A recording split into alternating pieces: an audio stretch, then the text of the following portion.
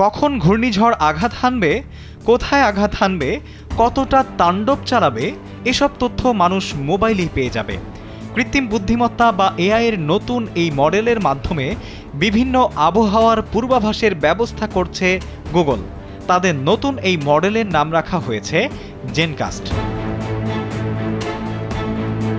Nature বিজ্ঞান সাময়িকীতে প্রকাশিত একটি গবেষণাপত্রে ডিপমাইন্ড গবেষকেরা নতুন মডেলের বিস্তারিত তথ্য প্রকাশ করেছেন। জেনকাস্ট ইউরোপীয় centre for medium range weather ফরকাস্টের ইএনএস ব্যবস্থার চেয়ে বেশি শক্তিশালী, দাবি ডিপমাইন্ডের বিজ্ঞানীদের। একটি ব্লগ বার্তায় ডিপমাইন্ড দল নতুন মডেলের পেছনের প্রযুক্তির ব্যাখ্যা দিয়েছে। স্যান্ডেলিনা সো, রূপচর্চায় আভিজাত্য। প্রচলিত আবহাওয়া মডেল ভবিষ্যতের আবহাওয়ার একক ও অনুমান ভিত্তিক তথ্য প্রদান করে। জেনকাস্ট 50 বা তার বেশি ভবিষ্যদ্বাণীর সমষ্টি নিয়ে কাজ করে। সম্ভাব্য আবহাওয়ার দৃশ্য কল্পনা করে কার্যকর তথ্য দিতে পারে। ভবিষ্যতের আবহাওয়ার পরিস্থিতি কেমন হবে তা বিভিন্ন উৎস থেকে সংগৃহীত উপাত্ত বিশ্লেষণ করে প্রায় সঠিক ধারণা দিতে পারে।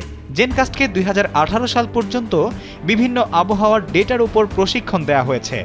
পরবর্তী সময়ে 2009 সালে আবহাওয়ার পূর্বাভাস তুলনায় দেখা যায় জেনকাস্ট 97.2% সঠিক পূর্বাভাস দিতে পারছে।